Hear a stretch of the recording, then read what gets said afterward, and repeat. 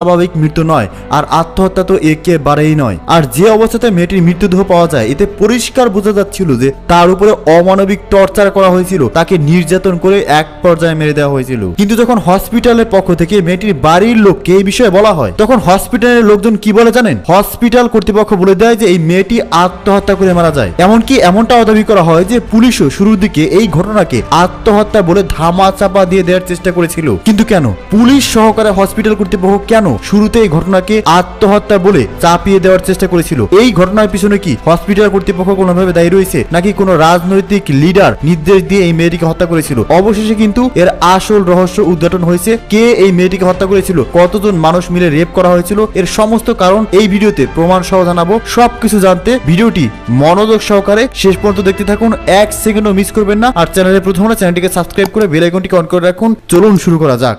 9 আগস্টের গভীর রাত যখন কলকাতাবাসী